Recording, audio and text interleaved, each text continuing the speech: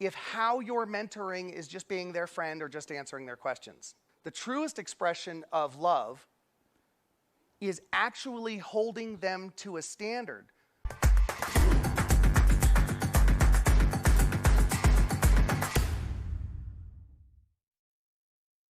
Now, conversely, let's look at how this has impacted our mentees.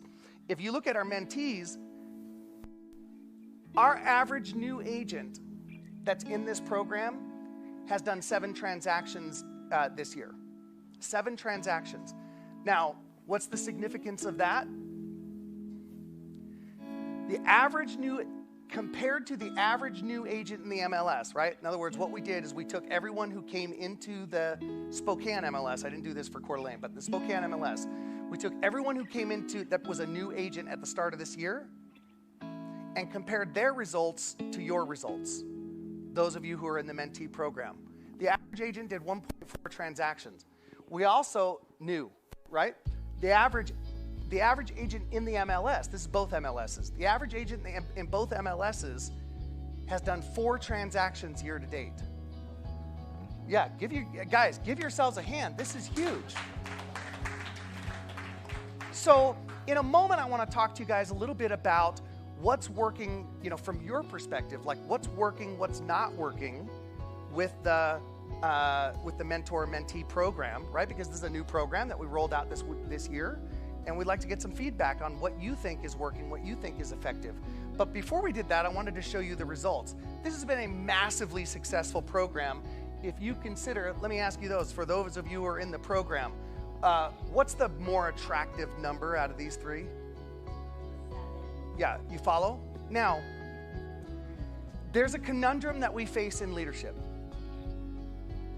And the conundrum is, what has you guys produce these kind of numbers is a focus between Haven Leadership as well as our mentors, is a focus on continually pushing you just ever so slightly past your comfort zone.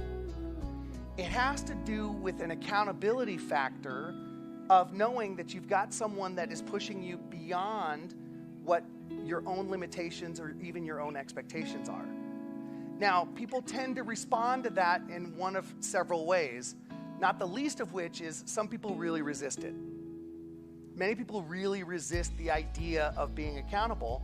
Now, here's the death trap of that. The number one factor for establishing trust with a consumer is your own level of accountability. And what do I mean by that?